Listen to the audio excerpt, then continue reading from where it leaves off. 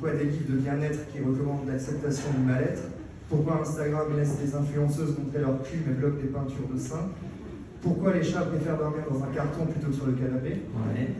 Pourquoi baisser la musique pour faire un créneau? Ouais. Pourquoi faire de la marche rapide alors que l'on peut courir? Autant de mystères de l'humanité que tente de percer Pablo Mira dans cette compilation de 101 et plus si affinité non-sens qu'on n'a jamais compris. Merci Pablo d'être venu jusqu'à Toulouse. D'autant que, compliqué. Si je peux me permettre... Les gens s'arrêtent peu à Mulhouse. Page 59. Dans le Léria direction Zurich, il y a peu de personnes qui descendent. Hein. Vous avez pris le train Corail alors? On se prend un squid, page 59. Bah, ça a été la première vanne. Et ensuite, on a construit le livre autour de ça. Je lis quand même parce que ça partait sur Harry Potter, donc on s'y attendait pas. Si on avait la possibilité de voler en un bus 2000, est-ce qu'on se ferait chier à prendre un train Corail à destination de Mulhouse?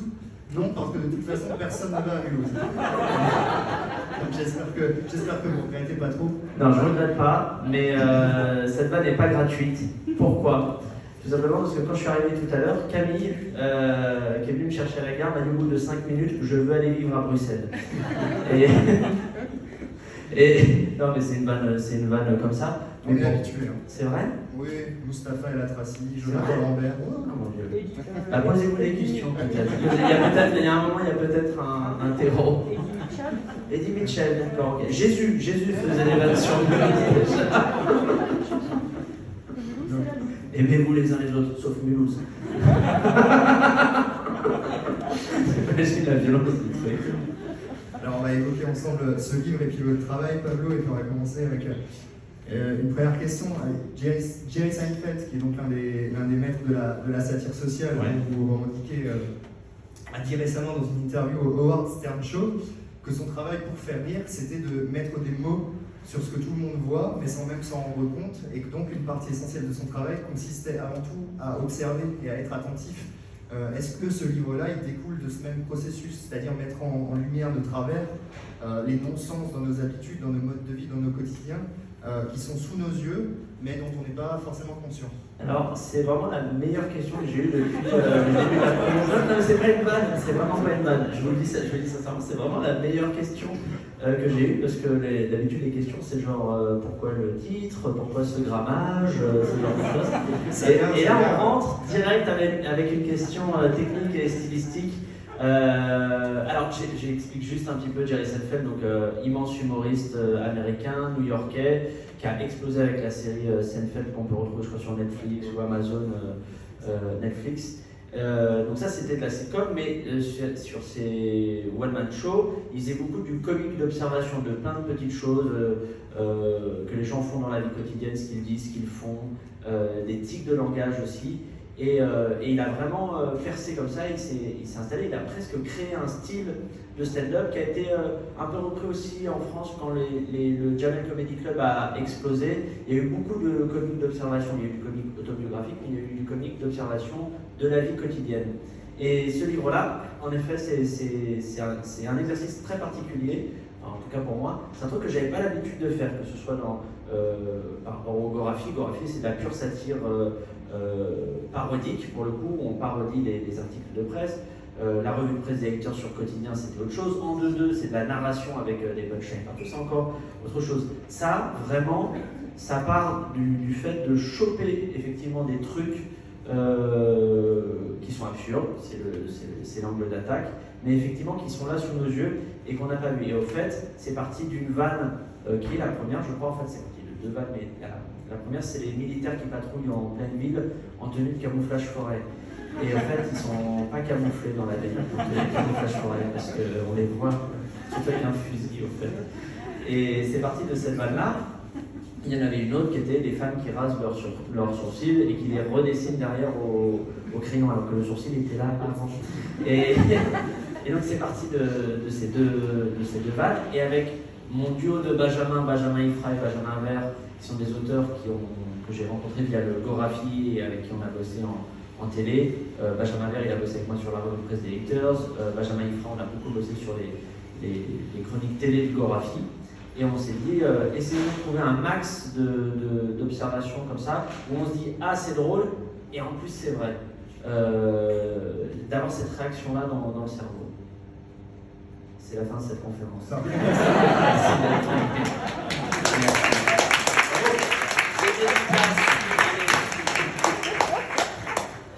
Je vous laisse trop. Vous venez de le dire, Pablo Vera, vous avez différentes façons aussi d'aborder des zones de jeu humoristiques, notamment dans les formats, avec peut-être toujours l'idée de se dire, est-ce que je ne fais pas le temps de trop? Et il y a un humoriste qui a vraiment posé les bases de ça, qui a su s'arrêter au bon moment malgré l'énorme succès qu'il a eu. C'est Coluche. C'est Coluche et qui a aujourd'hui. Allez, c'est Avec aujourd'hui, là, ça, mais... Avec Bref, puis ensuite. Bloqué, Serge Mito, et je crois que sur les formats courts, on est bon. Exactement. Et on va l'entendre justement dans une interview qu'il a donnée à une autre humoriste, Fanny Ruet. Il parle de cette manière qu'il a de travailler. C'est les mecs que je veux pécho, c'est ça, c'est le podcast? C'est ça? Non, le podcast de Fanny Ruet, c'est c'est les gens qui doutent. Ah, les gens qui doutent, pardon, je Et comprends. elle interviewe un certain nombre d'humoristes et on va entendre Kian aujourd'hui nous parler de la manière dont il travaille et le sort de mantra qu'il a quand il travaille. Stimulation constante due au fait que vous exprimez dans des formats extrêmement différents. Oui, mais alors moi je m'ennuie très rapidement en fait, c'est ça le truc, parce qu'en fait j'ai fait, donc si je récapitule les cycles, j'ai fait 3 ans et demi non-stop de Gorafi, où on a cofondé le site avec Sébastien Libus, où j'ai bouffé ça nuit et jour, et au bout d'un moment c'est un peu épuisant et c'est un peu redondant, mine de rien. Donc à un moment j'ai voulu aller en télé avec la chronique du Gorafi, après j'ai voulu faire la radio, et là pareil, au bout de 3 ans et demi de France Inter, c'était donc chez Si tu écoutes Janine Clou qui est devenu Par Jupiter. L'exercice, il commençait à tourner un peu en rond, l'exercice d'écriture pure, l'exercice de performance, là si on reprend le cas du joug, il commençait à tourner en rond. Donc j'ai voulu faire un spectacle, donc j'ai commencé à faire un spectacle, et même chose pour la revue de presse des Haters, je l'ai arrêtée au bout de 2 ans alors qu'elle marchait plutôt pas mal, elle avait encore plutôt une bonne image. Mais je me suis dit, c'est une hypothèse, peut-être que c'était un pari au fait perdant, mais je me suis dit, si je fais une saison de plus, je pense que c'est la saison de trop. Et moi, artistiquement, c'est vraiment ma peur à moi, c'est la peur de la saison de trop. Il y a un truc, moi, qui me trotte dans l'esprit depuis quelques années, c'est vraiment le cas des guignols de l'info, quoi. Moi, j'adore les guignols d'info, donc je suis né en 85, j'ai bouffé dans les années 90 la télé des inconnus, les guignols de l'info, Groland à l'époque de Nulle part ailleurs, et sur la fin des années 90, du South Park, quand c'est arrivé sur Canal.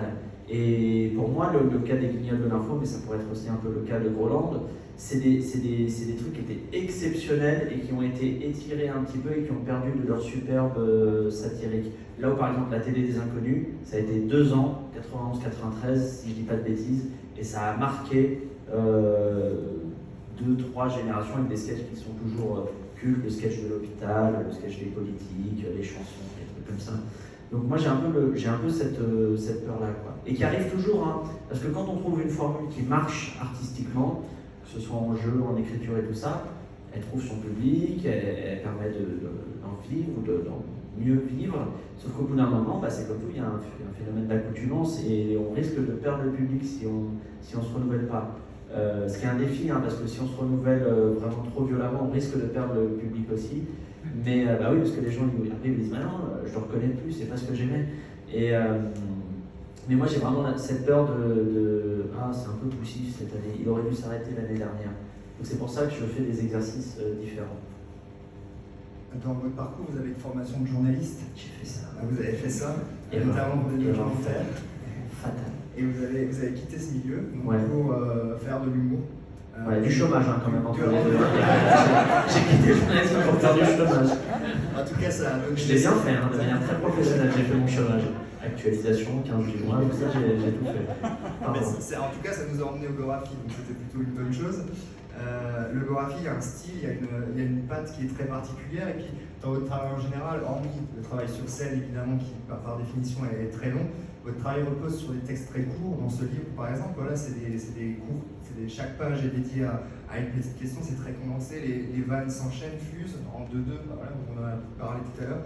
Est-ce que dans la manière de travailler l'humour, de composer votre texte et votre punchline, il y a quand même des restes de votre formation de journaliste. Non, il y a vraiment plus rien. plus rien, même pas une carte de presse, elle a été découpée. Non, logographie, il y avait vraiment besoin pour le coup d'avoir. Il y avait besoin, non, j'aurais pu le faire en étant un peu plus vif, mais logographie, comme c'est de la parodie et qu'on calquait le style, je dis bien le style d'écriture des dépêches de presse du type AFP, Reuters, Associated Press, et pas les articles du Monde ou du Figaro qui sont déjà un petit peu stylisés avec des formes de plumes qui se dégagent et tout ça. Il fallait comprendre ce que c'était les dépêches de presse et l'écriture journalistique. Même chose quand on est arrivé en télé au Grand Journal, il fallait pas écrire comme de la presse écrite, il fallait écrire comme un JT de BFM. Donc c'était pour le coup beaucoup plus pauvre. C'est vraiment sujet, verbe, complément. Et si on peut enlever le verbe et le complément, on le fait. C'était vraiment ça. Je, magnéto. mais là, ça a été utile. Et après, à partir du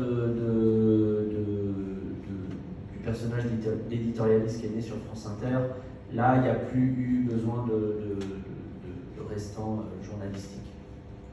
On va justement écouter ce passage au Grand Journal. Je devais être stressé. Non, mais on sent vraiment cette alliance entre à la fois la satire et le fait de jouer un personnage, je ne dirais qu'un mot, Arte. Vous avez bon, déjà désolé. Et non, j'étais stressé, je me souviens, je parle vite et tout, je savonne. C'est sur YouTube. Je vous invite à, si vous avez le temps, à le remater une fois pour voir juste l'habillage qui va avec, parce qu'on s'était fait chier et j'avais poussé des graphistes dans le burn-out, au fait, comme toi, en fait. Et pour faire du bon boulot. Et franchement, genre l'habillage d'Arte, on avait fait des missiles qui tombaient, c'était vraiment bien. Les lampes torches de la Wehrmacht, on avait fait un habillage et tout, vraiment bien. Donc ça vaut le coup de le revoir visuellement. Là pour le coup, on avait essayé d'écrire comme un JT de BFM, et de construire le sujet comme un sujet de BFM, c'est-à-dire on attaque avec l'info principale et à la fin on élargit là on remet dans le contexte et tout ça. Mais c'était assez plaisant à faire. Après moi c'était ma première expérience de télé, donc j'ai passé 8 mois à vraiment affronter chaque chronique comme un oral avec un point lumineux sur mon front à tout moment, donc c'était horrible vraiment, juste sur l'adrénaline, le stress, et puis après à un moment ça s'est détendu. Il y a un moment donné où la gloire, on peut dire, arrive, Non. le gloraphie arrive. La gloire elle est arrivée chez Bruno Mars et Barack Obama, elle n'est pas arrivée chez moi. La gloire arrive avec le moment où la réalité percute le gloraphie, et on va écouter cette courte séquence où Christine Boutin cite le gloraphie en pensant rapporter les propos du gouvernement. À la fois la réaction de Christine Boutin, il y avait un autre politique qui l'avait fait aussi, mais le fait que le journaliste de BFM ne réagisse pas du tout. Bon, il y a ça, il y a l'absence de réaction. Après ça, on pourrait dire c'est le stress, il a une oreillette, un rédacteur en chef qui lui dit allez, on va enchaîner avec la météo, donc il n'a pas le temps de réagir. Mais donc ça, c'était quoi? C'était lors d'une soirée, je crois, il devait être 22h, 22h30. En vrai, ça nous a provoqué le meilleur coup de com' du Gorafi, qu'on n'a pas cherché pour le coup, mais on a eu 65 articles qui disaient Christine Boutin est vraiment débile. Et bon, on a fait oh, super, c'est bien. Et non, mais pour le coup, c'était à l'époque où le Gorafi était moins identifié dans le paysage culturel, donc les gens tombaient. J'allais un peu plus dans le panneau, même si pour le coup, le but du Gorafi, ça n'a jamais été un but de canular pur. C'était pas comme des caméras cachées où on cherche à piéger les gens. Si les gens apprécient l'article et que ça les fait marrer et qu'ils tombent pas dans le panneau, tant mieux. C'est le cas depuis 4 ans maintenant que le Gorafi est bien identifié et on est très content. Maintenant, quand les gens ils tombent dans le panneau, on se dit il y a un petit truc en plus. Mais là, on peut prendre ce coup-ci, un grand truc en plus. Et moi, ce truc-là, ça m'a révélé un truc, et 2 autres articles m'ont révélé ça. C'est vraiment un truc fondamental, je pense que c'est un truc de psychologie cognitive, c'est que les gens croient à ce qu'ils ont envie de croire. Là, Christine Boutin, elle avait envie de croire que le gouvernement était incapable de reconnaître un recul, et donc ils étaient prêts à utiliser un euphémisme qui n'a absolument aucun sens. Et l'autre article qui m'avait vraiment appris ça, c'était Toulouse, 2 points, il se fait abattre de 46 balles dans le corps pour avoir demandé un pain au chocolat. Parce que dans le sud-ouest, on dit Chocolatine. Ces gens-là. Et cet article-là avait été repris vraiment massivement, mais genre beaucoup de fois. Il avait été repris au premier degré, mais par deux types de personnes. Et là, c'était vraiment intéressant. Il avait été repris au premier degré par les gens du Sud-Ouest qui avaient dit « Ah bah c'est bien fait pour lui, il avait qu'à dire chocolatine ». Vraiment, premier type de reprise. Et il avait été repris au premier degré par les autres gens, nous, le peuple du pain au chocolat, qui avait dit non mais ils sont fous dans le Sud-Ouest, ils sont tellement chauvins et attachés à leur chocolatine qu'ils sont prêts à abattre quelqu'un de 46 balles dans le corps dans une boulangerie. Et ils y ont cru alors que l'article n'avait aucun sens dans le développement, aucun sens. On disait que la boulangère avait entendu je voudrais un pain au chocolat, qu'elle avait sorti un 9 mm. Quelle boulangère? Un 9 mm. Je crois qu'on avait donné un Glock, tu sais, le flingue de la police américaine, tu sais. Quelle boulangère a un Glock 9 mm, qu'elle avait tiré 10 balles sur le gars, qu'elle avait resservi des clients par derrière, genre des chouquettes, des choses comme ça, et qu'elle avait revidé la fin d'édition sur la déco. Ça n'arrive pas dans la réalité, ce genre de choses. Et les gens, ils ont cru. Les gens ont envie de croire ce qu'ils ont envie de croire. Alors les actualités, justement, elles sont très souvent complexes et nuancées. Le rire, lui, il oblige plus souvent à se positionner de manière binaire et polarisée, en contraste avec ce qui est supposé moquer, justement. Est-ce que faire rire et faire rire, c'est en quelque sorte renoncer à la nuance? Ah, ou à de la complexité, ou à des choses comme ça. Non. Alors, premier exemple, là je balance juste des exemples comme ça. Je trouve, après on peut en discuter, que par exemple Blanche Gardin, dans la catégorie humoriste stand-up, elle a une pensée un peu quand même complexe. Quand on regarde les spectacles et qu'elle va sur des sujets type, j'en sais rien, les gilets jaunes ou la ménopause ou ce qu'on veut, elle a toujours des angles qui mélangent. Enfin, c'est pas des prises de position manichéennes pour ou contre, c'est vraiment un truc très nuancé. Et il y a des stand-uppers américains notamment qui sont vraiment très forts sur le mélange de ces points de vue. Donc nous, on n'est pas obligé de faire le deuil de la complexité. Ce qui est compliqué en humour, c'est quand il faut recontextualiser quelque chose. C'est-à-dire qu'il pour arriver à la vanne et qu'il faut expliquer 14 000 choses pour bien avoir tout le contexte. Là, c'est un peu compliqué parce que le temps manque. Plus il y a d'amorce, plus c'est ennuyeux au fait quand on fait de l'humour. On dit une période qui est de plus en plus morale ou moralisatrice en tout cas. Est-ce que cet aspect-là du débat public qui peut être problématique du point de vue de la démocratie, parce que ça a tendance à définir arbitrairement le bien, le mal en fonction de la sensibilité de chacun, avec les anathèmes aussi, facho, woke, extrême droite, islamo-gauchiste, etc. Est-ce que ça c'est du pain béni pour un humoriste, surtout pour un humoriste comme vous qui aime incarner des personnages un peu au point de vue immoraux, ou est-ce qu'au contraire le débat est à ce point caricatural qu'il ne vous reste pas plus rien, mais en tout cas, voilà. Alors, il me reste encore des choses quand même. Alors j'ai vu qu'on avait une petite passion commune tous les deux pour l'heure des pros. Ah oui, bah alors là, ouais, moi là-bas je voulais juste qu'on regarde l'heure des pros ensemble, et l'heure des pros 2, parce qu'il y en a un 2 le soir. Non, c'est génial, ça c'est du spectacle transformé en info, enfin vendu comme de l'info, c'est génial. Non, mais pour répondre à la question, non, il reste encore des choses à caricaturer pour le coup.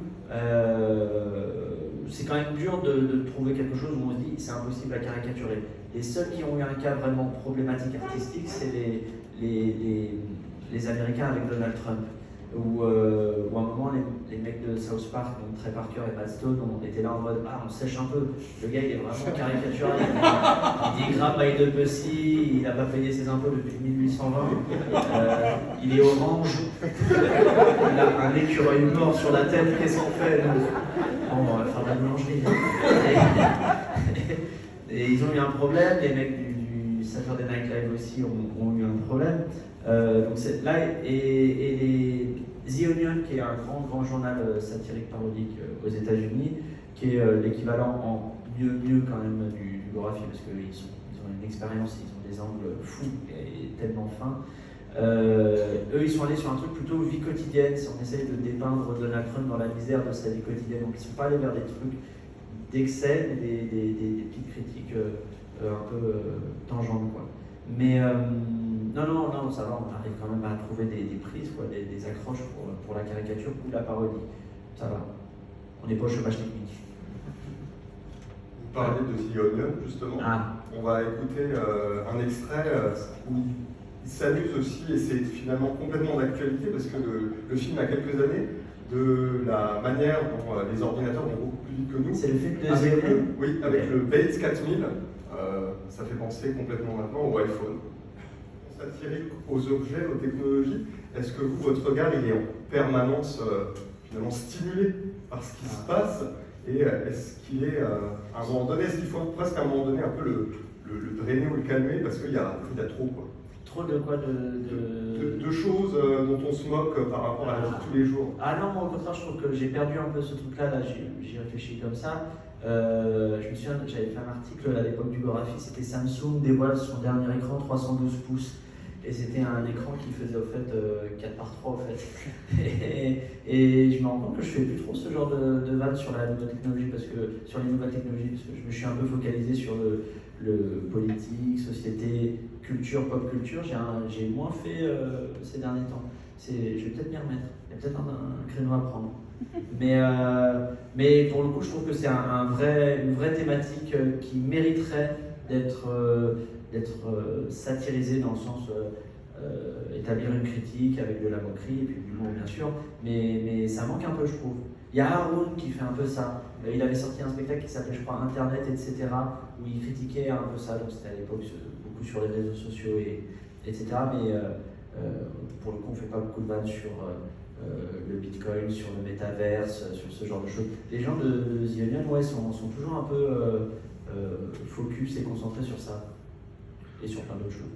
Ils sont très forts. Trop forts.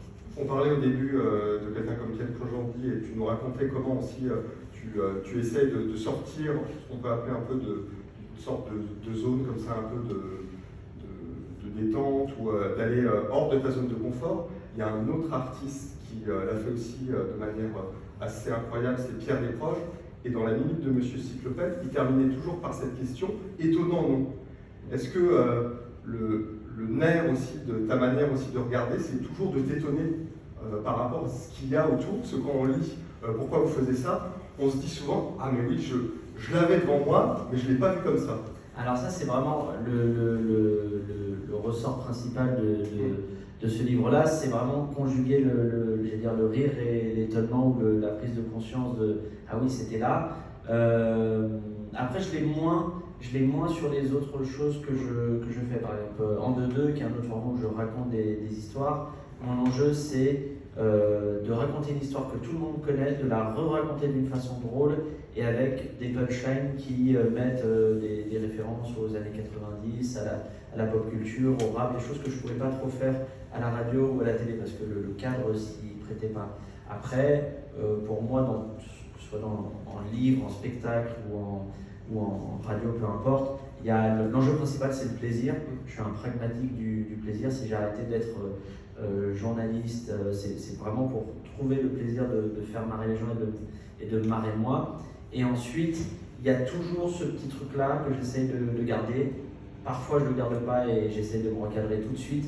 C'est de faire une vanne, mais que la vanne soit pas gratos. Donc, en gros, une vanne gratos, c'est une vanne qui s'appuie sur une contre-vérité, sur quelque chose qui n'est pas vrai dans la réalité. Si je disais Monsieur est radin et que je faisais une très bonne vanne technique dessus, bon bah ce serait vrai, ce serait pas une contre-vérité. non mais là ce serait une contre-vérité. Et même si elle est techniquement. C'est vrai, de livres. C'est ce que je dis radin. Moi j'en ai 8000 à écouler. Non mais tu vois, donc d'essayer de ne pas faire ça et de raconter un peu quelque chose qui, si possible, mérite d'être dit ou répété. Parfois, je sors de ce cadre que je me suis imposé, j'essaie de garder ce truc-là. Tu parles très peu de toi dans tes différents travaux, que ce soit... La pudeur hispanique. Ah ouais, voilà. En tout cas, non, c'est davantage un humour qui est porté sur le monde qui nous entoure, sur les travers de la société. Et en ça, on parlait tout à l'heure de tout ce qui s'est fait dans la lignée de Seinfeld, notamment le stand-up. Tu sens t'éloigner quand même, toi, de cette école-là, du stand-up qui qui donne l'impression de quelque chose de très spontané sur scène, quelque chose de balancé un peu spontanément. Toi, ton travail, il semble au contraire quelque chose, notamment au travers de personnages, ou en tout cas d'intervenir, quelque chose de très écrit, de très ciselé, pour permettre vraiment à chaque vanne de faire mouche.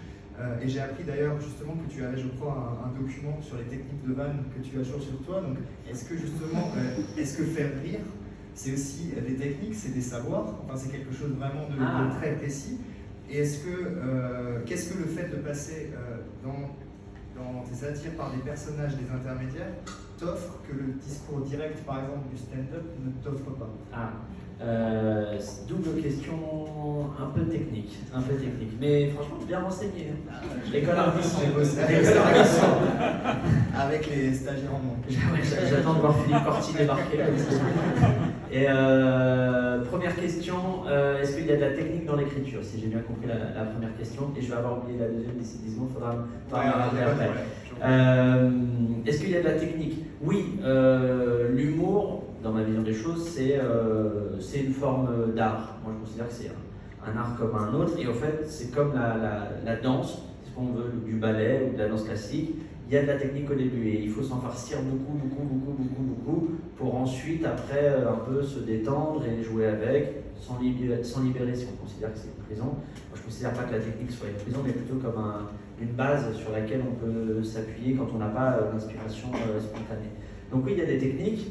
Et quand on discute avec des humoristes ou des auteurs, même ceux qui n'ont pas l'habitude de parler technique, et ben, en fait, il y a toujours de la technique derrière. Que ce soit. Après, il y a des grands principes dans la comédie, il y en a une dizaine. Il y a l'exagération, il y a les métaphores, il y a les comparaisons qu'on connaît beaucoup, il y a le fait de ne pas suivre.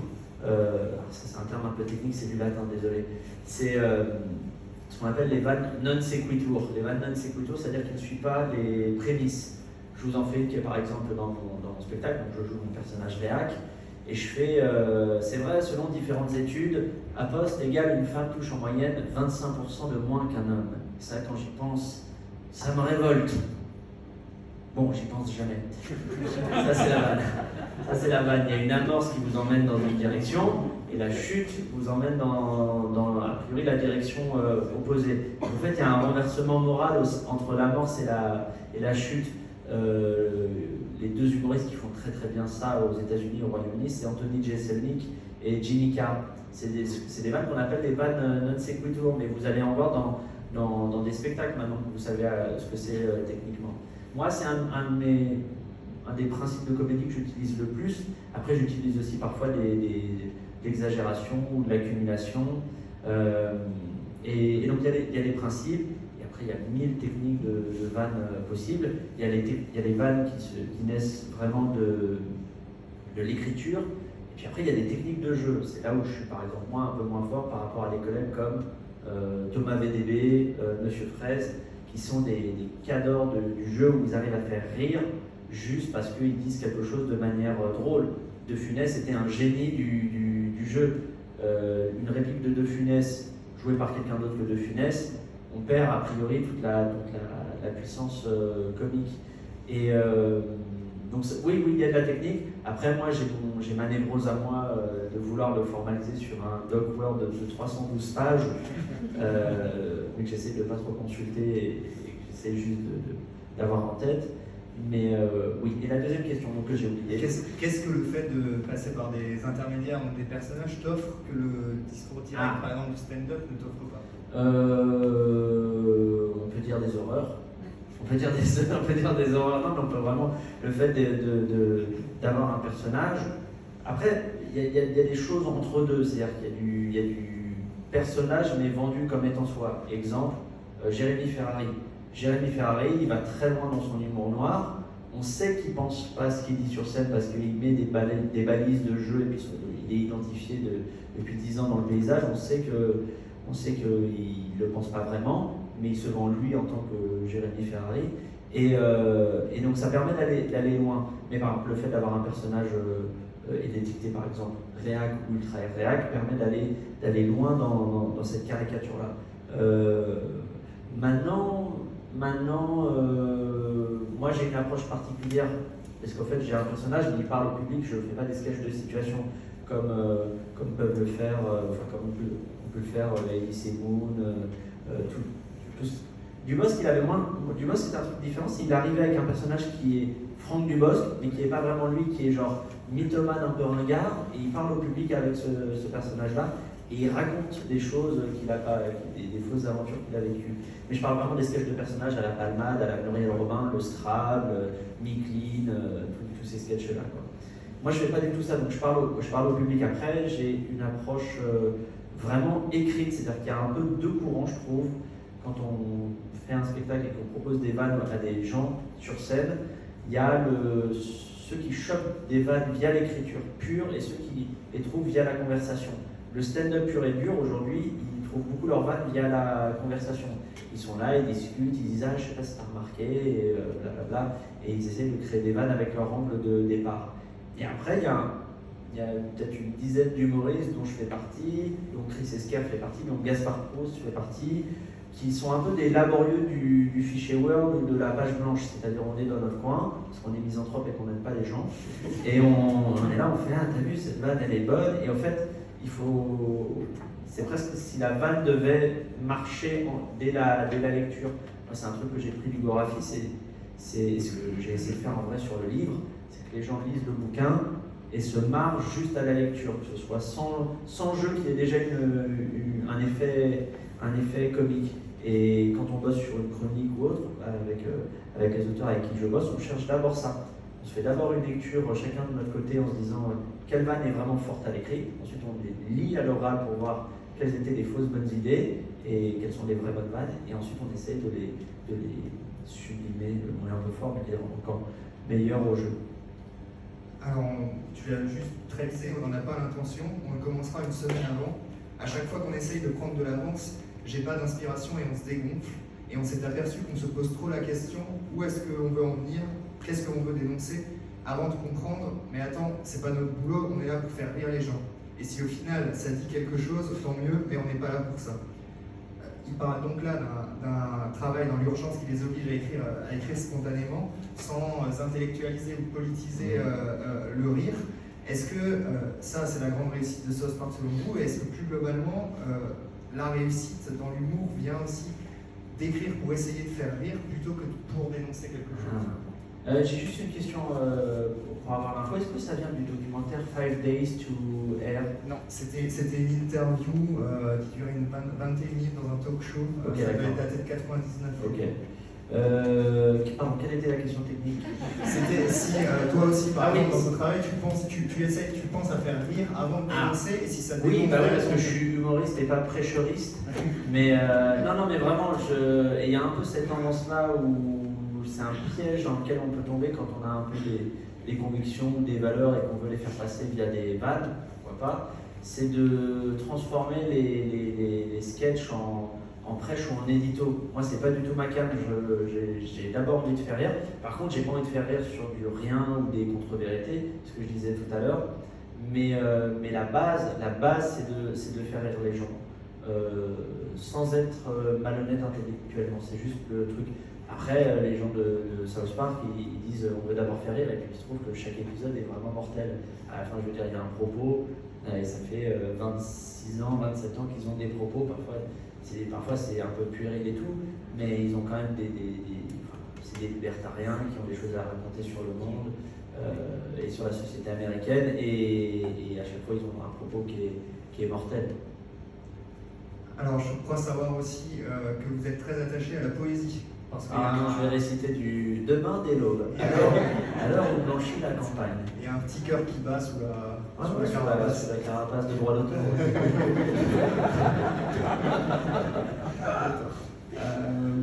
Alors, au-delà de l'aspect d'apprécier la poésie, il y a la poésie satirique, d'ailleurs, qui est un genre à part, avec La Fontaine, avec Boileau, avec même Victor Hugo qui se moque de Napoléon III.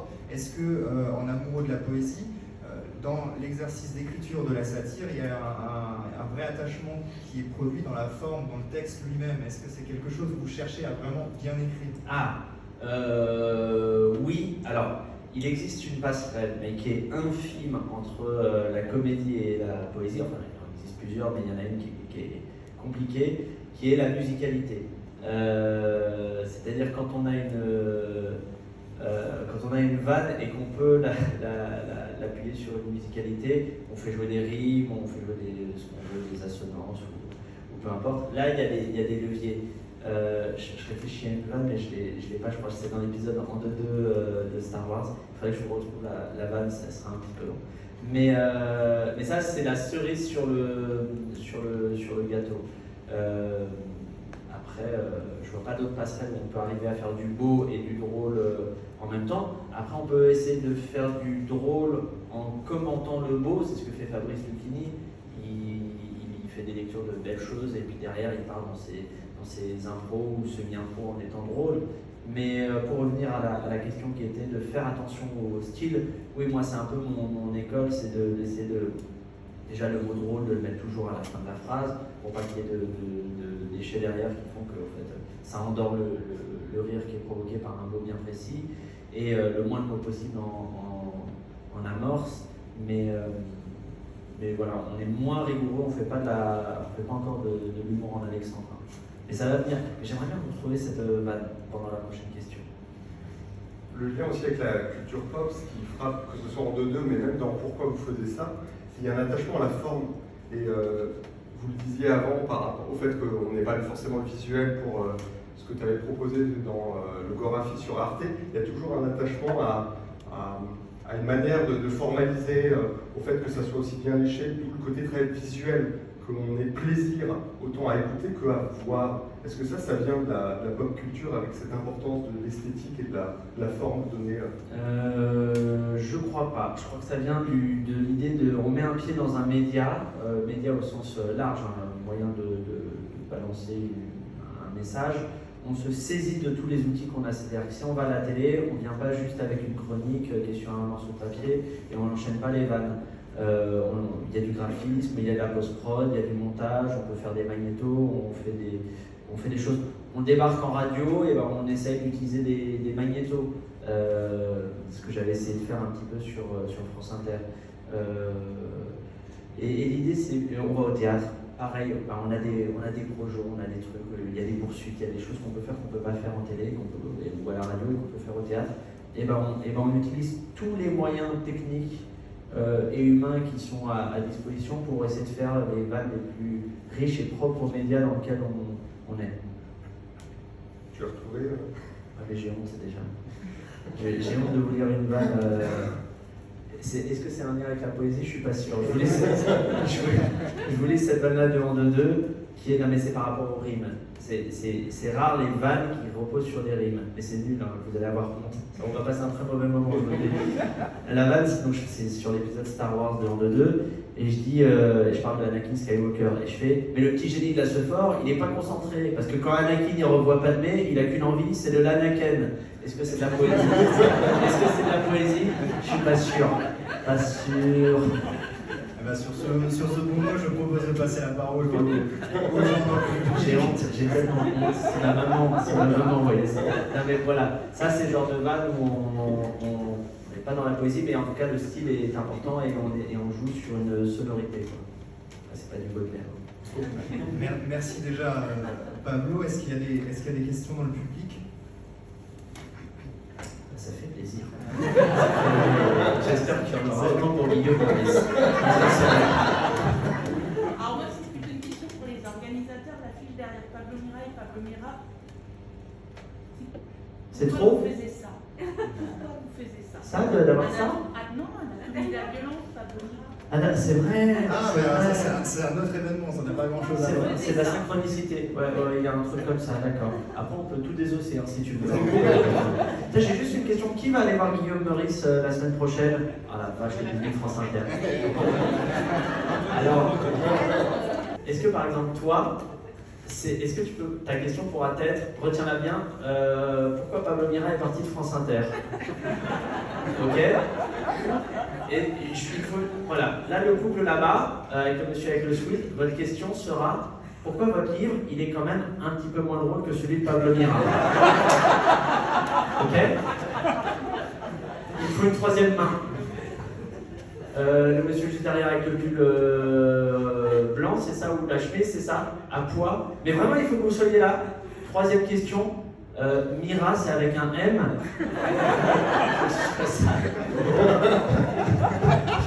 Dans cet ordre-là. Mais vraiment, je veux vraiment savoir. attentif. Et c'est quatrième personne, vraiment. Est-ce que vous pourriez me donner le 06 de Pablo Mira? Et on s'arrête sur ces 4 et après vous envoyez pour parler de son roman. Mais on respecte vraiment cet ordre-là. C'est jouable ou pas? Vous ne pourrissez pas la blague. Vous ne pourrissez pas la blague. Et essayez de vous mettre proche sur les lignes, vous les repérez. Ouais, mais vous ne serez pas dans le même endroit, donc réfléchissez bien. Vous retenez vos questions, hein, d'accord? Pourquoi Pablo Mira est parti de France Inter? C'était quoi la deuxième? Pourquoi le livre de Guillaume Meurice est moins drôle que celui de Pablo Mira? Super, troisième. Non, c'est toi le troisième. Avec un M, et enfin quatrième, madame? Le 06. Parfait, super. On va s'amuser. Je reviens dans une semaine. Je serai dans un coin comme ça. Je serai dans un petit coin. Et après, cinquième, il me faut une cinquième personne. Une cinquième personne, s'il vous plaît. Monsieur, mais il faut la faire, hein. Alors, moi, j'ai pas de questions, mais c'était juste pour vous dire que je vous déteste.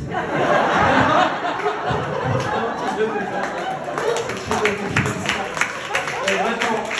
Et je veux qu'on enchaîne, comme dans Mortal Kombat. Je veux vraiment.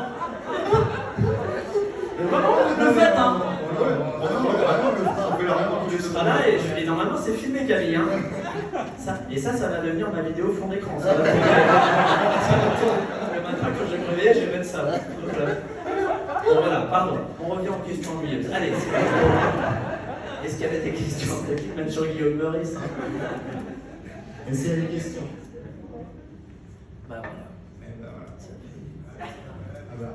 J'ai le droit. Oui, oui. Moi, je voulais savoir où est-ce que vous fixez l'amorce dont vous parlez pour les blagues. L'amorce, tout ce qui va être du contexte que les gens vont pouvoir comprendre, apercevoir. Où est-ce que vous fixez le curseur? En taille? Non, En honneur? Je peux comprendre. Où est-ce que vous fixez le curseur au niveau des connaissances Ah. que vous attendez de votre public? C'est compliqué. On essaie de faire un truc très subjectif qui est est-ce que par exemple les références qu'on balance ou les noms ou les infos liées à l'actu, tout le monde l'a vu passer quoi. Là, par exemple, a priori, si je fais une vanne dont l'amorce repose sur le fait que Macron a fait un discours, a priori on a tous ça en tête par rapport à hier soir. C'était hier soir? Le temps passe vite. Et donc voilà, c'est un peu ce truc-là. Si on se dit vraiment, et puis après, comme on a la chance de bosser à plusieurs, s'il y a une personne qui nous dit moi j'ai pas la ref, bon bah il y a une petite alerte sur ce truc-là que les gens connaissent peut-être pas quoi. Mais c'est un truc un peu pour le coup consensuel, un peu au bon sens du terme, c'est qu'on cherche à avoir des rêves que la plupart des gens, je dis n'importe quoi, les 2/3 ou les 3/4 ont, quoi. En dessous, c'est un peu risqué. Pour reprendre ça, par exemple, en 2-2, je trouve que les références pop culture, notamment sur le jeu vidéo, comme les jeux comme Fatal Fury, c'est quand même pas très grand public. Que tu dis Que tu dis Sur Dragon Ball, les références sur le personnage le plus connu, ça va être un personnage secondaire, et je trouve que ça. Mais ça, c'est un format égoïste pour le coup. Hein. Ouais. C'est un format. Mais pour le coup, c'est peut-être celui sur lequel j'ai le plus de plaisir. Mais il a vraiment été fait comme j'ai dit parce que c'était un exercice de narration et sur des thématiques vraiment qui me font kiffer. Et je peux pas faire des vannes sur Yamcha quotidien. Donc vraiment, je me fais plaisir et me rejoins qui veut dans ce truc-là, quoi. Mais non, en vrai, là, pour le coup, ça me dérange pas. Mais c'est vraiment très très égoïste comme démarche artistique en 2-2. Et merci. Pourquoi l'égoïsme, ça te plaît? La philanthropie, c'est non. Y a-t-il d'autres questions? Ou même des infos sur le virus? C'est bon. Vous avez une chronique où tu as eu une vraie boréa sur les réseaux, tu as énervé tout le monde et tu as eu 100 tweets ou ça. Ouais. Alors il faudra rendre l'expression voler de bois vert aux années 60. Sacripant.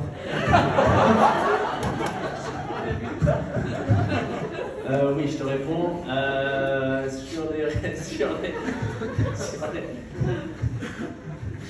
Comment va Mireille Mathieu? Oui. Alors, la vanne n'était pas terrible, mais elle était pas mal quand même. C'était une chronique sur France Inter.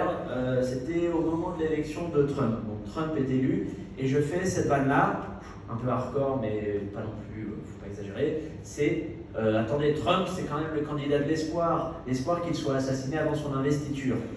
Et... ça a pas fait rire Eric Ciotti. Et il a pris son compte Twitter, Eric, avec Nadine Morano, et ils l'ont défoncé, et ça m'a valu un petit 4 jours de menaces de mort sur les rézales, et j'étais pas très bien. Et bref, c'était 4 jours assez pénibles, mais sinon, le reste, non. Après, il y a eu un article au Gorafi qui était, franchement, il a un petit peu divisé.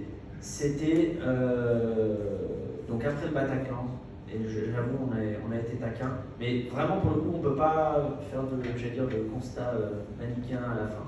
C'était l'article, j'espère bien vous le faire, le titre, c'est Eagles, donc c'était les Eagles of Death Metal au Bataclan, et ensuite ils ont été reprogrammés, je crois, à l'Olympia, si je ne dis pas de bêtises. Fou le titre qu'on a tenté. Et c'était Eagles of Death Metal, 2 points. La direction de l'Olympia annonce mettre du cellophane sur les sièges au cas où.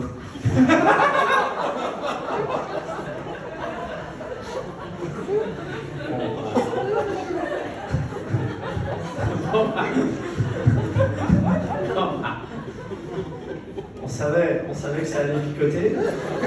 Ça a un petit peu picoté. Il y avait de la harissa sur le clavier. Non. Et donc là, il y avait des gens qui étaient vraiment indignés. Mais, alors vraiment, je vous fais un truc fair play et je vous dis tout, je vous donne toutes les infos. On a reçu un mail d'une personne qui était rescapée du Bataclan et qui a trouvé ça vraiment de très mauvais goût. Un mail, soit. Et on a reçu 3 mails de rescapés du Bataclan qui ont trouvé ça vraiment cool. Qui disaient ça fait plaisir d'avoir des vannes, je vous soutiens, j'ai vu qu'il y avait un peu de bordel sur les réseaux sociaux, je vous soutiens, machin et tout. Donc le 3 contre 1 fait qu'au final, on sort un peu de là en se disant bon, je pense que c'est représentatif et on espère que ça va pas froisser trop de personnes parce que c'était pas le but, quoi. Mais voilà, là c'était un peu les quelques cas où ça a tangué un peu, quoi. Vous avez répondu au mail. Oui, vraiment, on répond à tout. En vrai, moi je suis un peu. Je suis poli, hein, tu le sais. Non, mais c'est vrai, parce qu'il rigole parce que je dis je suis poli. Ah non, après, il y a eu 2 trucs assez fous. On avait fait un article sur Abou Bakr al-Baghdadi, l'ancien boss de l'État islamique, et c'était un truc qui le ridiculisait, j'ai oublié l'intitulé de l'article, et on avait reçu une attaque informatique de gens qui bossaient visiblement pour l'État islamique en cyberterrorisme, et donc ça nous avait planté le site pendant 2 jours, quoi. Après on avait rebooté, on a appuyé 4 secondes sur le bouton et ça avait tout relancé. Mais non, voilà, c'est les quelques cas. Sans demande de rançon. Sans rien, il n'y avait pas de... C'était pas au courant qu'on pouvait demander des rançons. Y a-t-il... Oui? Pour continuer sur lancée de cette question, justement ce genre de risque, surtout sur un format tennis par exemple, est-ce que c'est quelque chose que vous gardez à l'esprit pendant l'écriture ou au contraire vous d'office parce que au quotidien, parce que c'est à la télé, vous n'allez pas autant à fond que vous pouvez y aller sur un format? Alors, de fait, en télé ou en radio ou dans un média, on peut aller, quoi qu'il arrive, mais ça c'est pour tout le monde, à toutes les enseignes, on peut aller moins loin que ce truc-là qui est assez fou, qui est la scène. La scène, c'est vraiment l'endroit où on peut aller le plus loin, parce qu'il y a de toute façon moins d'intermédiaires, il n'y a pas de chaîne de direction des programmes, que sais-je et tout, il n'y a pas de production, on est vraiment en direct avec son public, et là encore, vient qui veut dans la salle. Et après, il n'y a pas de ligne éditoriale aussi dans un dans un théâtre. Enfin, il y en a, il y a une ligne artistique de programmation, mais si on te programme, après tu dis ce que tu veux sur scène, alors que généralement quand tu mets un pied en télé ou en radio, c'est sur telle chronique, tel format, telle ligne d'écriture, et après on te laisse tranquille. Moi par exemple, par Jupiter, on m'a toujours laissé tranquille pendant 3 saisons et demie. Charline, elle lit pas les textes avant, ce qui est très bien et ce qui se fait pas partout. Et sauf que le deal de base était, tu fais ce personnage-là, ça dure tant de minutes, tu te positionnes sur ce type de thématique, et soit, et après j'étais tranquille, quoi. C'est sûr que si j'avais commencé à faire de l'ASMR pendant 4 minutes à France Inter, je pense que je me faisais têche. Mais après, au moment de l'écriture, que ce soit par exemple pour la chronique de quotidien, vraiment la base, c'est est-ce qu'on raconte quelque chose de drôle et qu'il n'y ait pas une contre-vérité, quoi. Et c'est juste ce truc-là. Les libertés totales? De quoi? Non. Non, mais vraiment pas. Mais vraiment, je vous réponds simplement parce que c'est pas mon émission. Je serais producteur de l'émission, producteur délégué, je pense que j'aurais une liberté totale. Mais là, moi, je suis juste un chroniqueur, je suis même pas animateur en plus. Pas encore.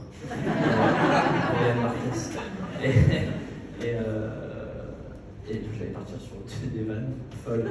Et non, mais vraiment, quand on met un pied dans une organisation qui est plus grande que soi, c'est comme le monde du travail. Il n'y a pas de liberté totale. Il y a toujours des gens à qui il faut rendre des comptes, reporter, comme on dit là encore dans les écoles de commerce. Et c'est ça, si on veut vraiment être indépendant, c'est le théâtre ou ce truc-là qui est aussi le web, si on veut balancer ça. Et encore, je réfléchis à ça. Tiens, prenons le cas du web. Twitch, qui appartient à Amazon, on dit c'est la liberté par rapport à la télé, c'est beaucoup plus spontané et tout. Sauf que là, Samuel Etienne, il y a 1 semaine et demie, il a découvert qu'il ne pouvait pas juste parler de seins ou de parties génitales des femmes. Le carré blanc. Voilà, et oui, c'est ça, voilà. Oui, la création du carré blanc. Voilà, et il s'est fait bannir pour 1 semaine pour un truc qui passait complètement en télé ou en radio ou en presse écrite et tout ça. YouTube, c'est pareil, ils ont leur politique et pour le coup, ils sont beaucoup plus. Il n'y a pas de discussion possible. Là, il y a un algorithme qui te repère qui dit que tu as dit le mot téton et tu es parti pour 6 mois de chômage. Longtemps, on disait que la radio restait un médium un peu plus libre aussi que la télévision. Et est-ce que le format grosse on en parlait tout à l'heure, justement. Moi, en tant qu'auditeur, j'étais auditeur dans Ruquier sur Europe 1 à l'époque. Maintenant, aux grosses têtes sur RTL, le format me semblait plus libre il y a 10-15 ans dans l'approche, qu'aujourd'hui. Est-ce que la radio reste un médium où il y a véritable, où on ne se pose pas trop de questions dans une émission comme les grosses têtes? Non, parce que les grosses têtes, alors c'est un autre exercice. Les grosses têtes, c'est le pitch des grosses têtes, c'est le gai savoir. Donc on essaye de balancer de la culture générale un peu érudite, un peu quand même un peu calée, mais avec de la bonne humeur et des vannes. Et donc pour les gens qui sont autour de la table, l'exercice artistique est, et c'est celui qui m'a intéressé, faire de la répartie. Donc c'est l'inverse de on se met devant un fichier Word et on écrit des vannes et on essaie de garder les meilleures vannes. Là il se dit des choses, un peu comme là, et on essaie de rebondir dessus et de faire vivre cette émission qui dure 7 heures. Et c'est excessivement long, 17 pages de pub. Et donc oui, on va dire peut-être que l'exercice est de fait, après, c'est une émission qui est presque institutionnelle, elle est là dans le paysage depuis tellement longtemps qu'au fait c'est genre, en fait c'est les grosses têtes, en fait il y a une prime, à l'ancienneté aussi, quoi. Je prenais le cas de Jérémy Ferrari tout à l'heure, ça fait 10 ans qu'il est installé sur son créneau de l'humour noir.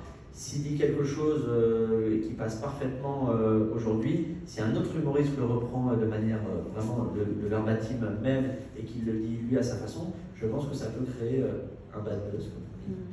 Mais donc non, pour la liberté, mine de rien, les grosses têtes, donc oui, la liberté de ton ok, mais après, l'exercice même fait qu'il y a des choses qu'on ne peut pas faire. Prendre la parole pendant 5 minutes non-stop, sauf si on est feu Pierre Bénichou. Dans les grosses têtes, c'est un peu compliqué parce qu'il y a des histoires de rythme, il faut que la parole s'échange. Il y avait encore une autre question. On dit souvent qu'à l'époque de Desproges, Coluche. On ne peut plus rien dire. On en est là. C'est le moment où on ne peut plus rien dire. Est-ce qu'il y a beaucoup de sujets qui sont devenus tabous maintenant que vous savez que vous ne pouvez pas du tout aborder?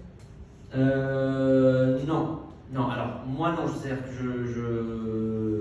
je m'interdis pas une thématique ou un sujet. Certains le font, pas tout le monde en vrai, il y a beaucoup de gens qui s'interdisent pas du tout des thématiques et tout. Après, il y a des thématiques un peu touchy où il faut arriver avec un très bon angle, bien juste et tout ça, genre la ville de Mulhouse par exemple. Vous êtes touchy. Je préfère aller sur l'immigration. Non, mais en vrai, il y a des sujets où, genre, comme ils sont clivants en ce moment et qu'il y a des prises de position hystériques, le mot est peut-être un peu fort, mais radicales en tout cas, et que les gens ils se battent un peu sur ces sujets-là, c'est là qu'il faut arriver avec des angles très malins, quoi, et pas avec des gros sabots. Donc non, on ne s'interdit pas un sujet. Après, par exemple, les sujets qui sont compliqués à traiter, c'est les grands drames. Les grands drames, mais vraiment les accidents d'avion. On parlait du Bataclan, Charlie Hebdo, quand Charlie Hebdo est arrivé. Donc nous, on devait passer à l'antenne le jour même. Donc c'était un mercredi, si je ne dis pas de bêtises. Et on devait aller à l'antenne, et finalement on n'y est pas allé, sauf qu'après on s'est dit on y va le lendemain. Qu'est-ce qu'on fait comme vanne le lendemain de la durée de Charlie Hebdo? Donc on a fait un truc. Il est évident qu'on ne peut pas faire de vannes, enfin on peut, hein, mais alors là ce serait débile, faire des vannes sur les victimes. Quel est l'intérêt de se moquer des victimes? Ça n'a pas d'intérêt. Faire des vannes sur les médias, là ça n'avait pas d'intérêt. Donc généralement dans les grands drames, il faut aller vers les gens qui sont responsables du drame. Donc là pour le coup c'était les terroristes. Et nous ce qu'on avait fait, c'était Charlie Hebdo, la police privilégie la piste du bon gros enculé. Et on avait fait faire ça. Et on avait dit qu'on avait retrouvé des ADN d'enculés sur la ligne d'écrire. Et on l'avait fait, et ça avait bien marché. Et non mais voilà, ceux-là, on sait qu'ils sont compliqués. Mais par exemple, Charlie Hebdo, tiens pour le coup, ils ont eu plusieurs fois des polémiques autour de leur une, parce qu'ils faisaient des vannes sur les victimes. Moi, je me souviens il y avait eu un crash d'avion en Italie, et ils avaient fait un truc... Un tremblement de terre. Pardon, un tremblement de terre, et en fait, le visuel, ça devait être, je crois, des pâtes à la bolognaise, un truc comme ça. Et les lasagnes. Ouais, un truc comme ça, voilà, les lasagnes, et l'idée, c'était que les victimes étaient transformées en lasagnes. Bon, peut-être ça avait fait marrer, moi ça me fait pas super marrer, je vois pas l'intérêt du propos de dire les victimes sont en lasagne, sauf peut-être juste l'idée de dire on va traiter ce sujet-là juste d'un point de vue comique, mais là c'est un truc très psychologique, c'est de dire un événement peut être vécu sur autre chose que le registre du drame, quoi. C'est presque des trucs de secours psychologique. Je sais pas si j'ai été très clair sur celle-ci. Je commence à avoir la voix de Macron hier. Les amis, il faut être vigilant. C'est bizarre ça. Non, il est là alors qu'il a le Covid. Hein. Est-ce qu'il y a encore une question? Ils ont le Covid. Y avait-il des questions? Je suis pas. 32e minute, on avait dit l'effondrement, je suis toujours là. Y a-t-il des questions? Non. Non, mais même dans le staff, quoi. On peut avoir le 06 de Palmyra? C'est non. C'est non. Non, mais c'est facile.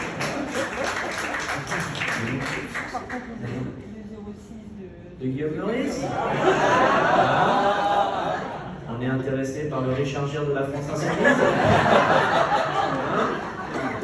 On veut croquer dans le chien de Thierry. Vous n'oubliez pas les vannes. Vraiment, je suis venu que pour ça. Je suis venu pour l'hôtel et le jacuzzi. Les personnes en question, il faudra Ouais, qu'elles se manifestent envers Antoine et moi. C'est-à-dire que là, il faut vraiment être là la semaine prochaine. Il n'y a pas de. C'est ce samedi, facile. Franchement, vous n'enlevez pas ça de l'agenda. Les autres, vous pouvez rentrer chez vous. Vous allez voir les éternels, ce genre de choses, vous êtes en détente. Mais les autres, là, les 5, vous bougez Non, pas. on est vigilants, vous viendrez nous voir avant la rencontre et puis on calme Tout le monde. Même le monsieur de ZZ Top, s'il veut rester.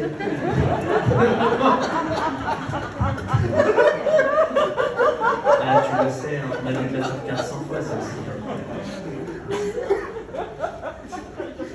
Oui, la dame qui fait un salut nazi. Qu'est-ce qu'il y a? C'est pourquoi? Si jeune et déjà si arrière. Qu'est-ce qu'on peut faire? Tu l'as pas vu, toi. Attention, c'est une couleur d'événement aussi. Si vous avez des nouvelles de Muriel Boll et si oui, comment elle va? Toujours dans les bons coups. C'est fou, hein? C'est fou, cette vanne. Hein. Alors ça, c'est un autre truc. Bah tiens, allez, petite parenthèse Muriel Boll, running gag, machin et tout. Moi, il y a un truc que j'adore. C'est vraiment les running gag / gimmick. Il y en a un dans le livre qui est... C'est quoi le running gag? Voilà, Weshden qui revient plusieurs fois. Pierre Ménès aussi. Un peu moins, parce que Weshden, je crois qu'on l'a mis... Et on l'a mis 4 fois. Et puis il y a Stevie Wonder aussi. Non, c'est pas de la vie, c'est pas de la vie.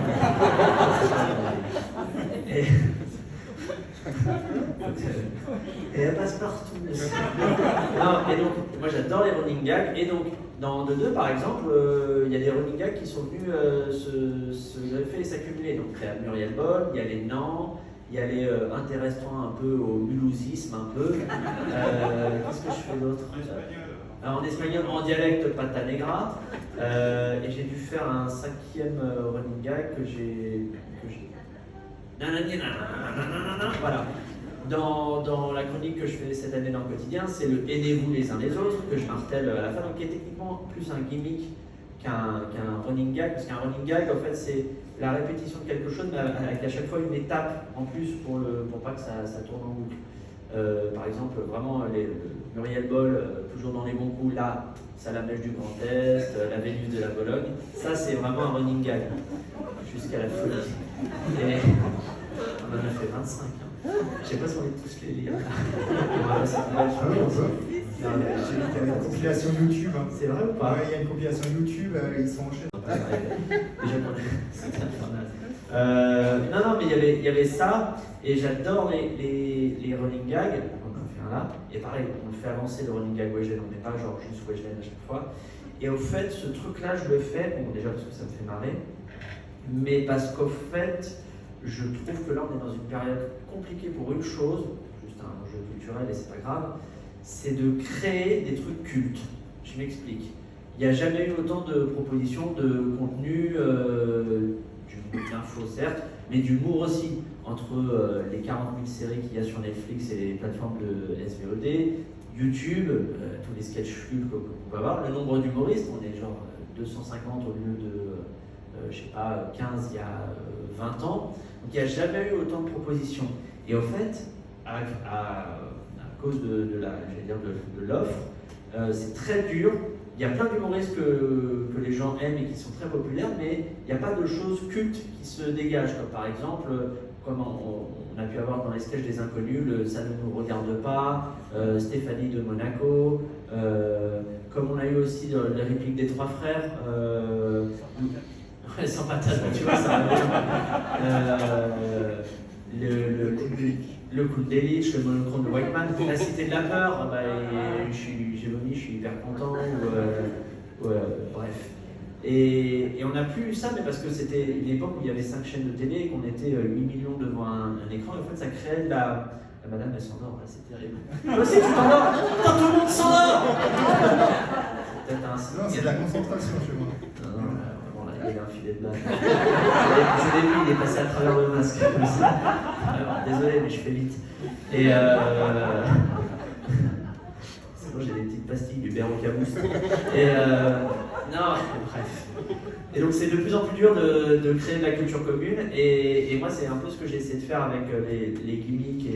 Et pareil, sur France Inter, de répéter ma petite louloute, de répéter les Guillaume jusqu'à la mort. C'était de créer des choses que les gens peuvent un peu, pas s'échanger, mais qu'ils aient une référence commune et que ce soit pas juste ah, en fait, j'aime bien cette chronique et moi aussi, et que ce soit un truc un peu à partager, quoi, comme une pizza. C'est nul hein, comme comparaison. Je suis vraiment nul en comparaison. C'est une dernière question de En fait, au moment que je suis arrivée, on m'avait beaucoup parlé de vos auteurs, des écoles très et tout, c'est super, je trouve ça vachement bien pour eux.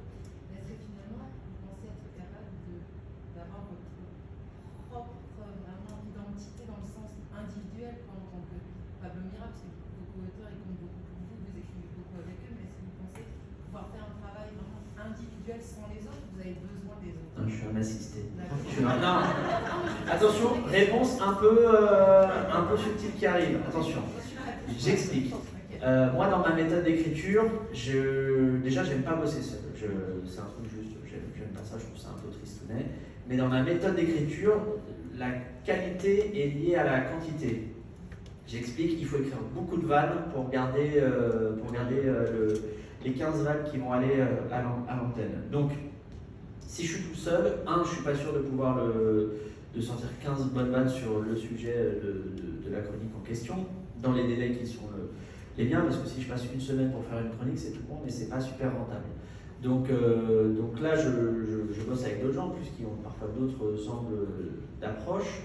Et qu'est-ce que je veux dire ? Et puis j'ai trop d'ego, mais tout le monde a ça, pour avoir suffisamment de recul sur les vannes, les miennes, parce qu'il y en a que je vais trouver bonnes, et en fait elles sont juste moyennes ou pas terribles. Mais on a tous ce truc-là, c'est pour ça que c'est génial de bosser avec des auteurs dits sans ego, même s'ils en ont toujours un petit peu, c'est-à-dire qu'ils n'ont pas de mal à jeter leur vanne ou à me dire cette vanne-là elle n'est pas terrible, mais il n'y a pas de problème, en fait ça fonctionne en confiance. Maintenant, par exemple en 2-2, au tout début, genre les 2 premiers épisodes, je les ai écrits tout seul et en fait ça marchait. J'arrivais à écrire les vannes tout seul, ça me prenait de fait 2 fois plus de temps que d'écrire à 2, ce qui était le cas jusqu'à récemment. Et mais pareil, ça m'ennuyait un peu.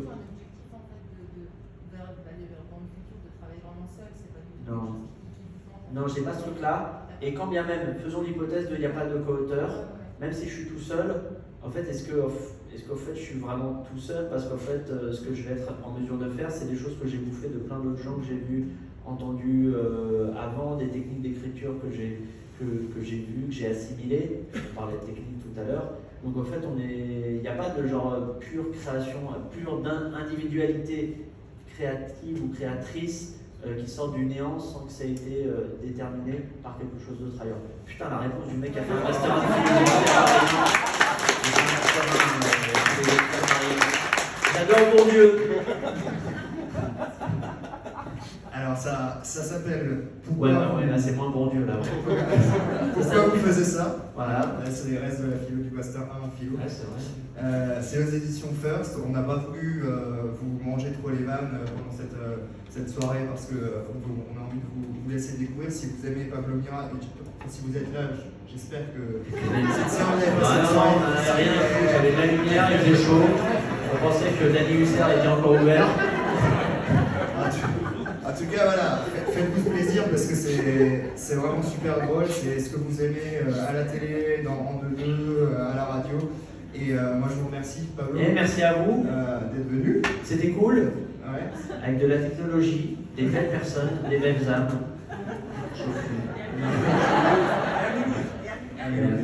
On fait pas de pub pour le spectacle parce qu'il est complet. Non, oui, demain je suis à Colmar, mais est-ce que je repasse pas? Je repasse plus jamais, je crois. Non, mais oui, demain c'est complet. Après, c'est un théâtre de 20 places, donc c'était pas ça. Non, mais j'essaierai de repasser. Mais c'est proche ou pas? Parce que des fois, je trouve ça condescendant, tu vois, tout à l'heure. Je disais, est-ce que c'est proche ou pas? Genre, si je disais Prague, c'est proche. Ouais, mais 100 bornes, c'est loin, tu vois. Ça, c'est beau. Ça, c'est beau, ça me plaît. Non, la soirée avec Guillaume Meurice, c'est à. Non, Guillaume, c'est où avec Guillaume Meurice? C'est à 10 minutes d'ici. Ok.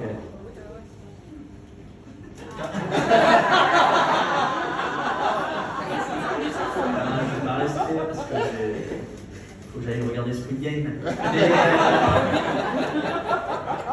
Mais je me dis 100 personnes. Non, mais 100 personnes qui viennent lui demander de dédicacer mes livres, non, mais bon, bref, faites ce que vous voulez. À part les 5 que j'ai vraiment mobilisés, ne me trahissez pas. Ah non. On est comme une famille que je vais abandonner dans 10 minutes. Non, vraiment, faites ce que vous voulez. Mais merci. C'était cool, j'ai passé un bon moment, j'espère ne pas avoir été trop pénible, notamment à cause de tout ce qui est voix nasillarde en fait. Voilà. Et merci à vous. Merci.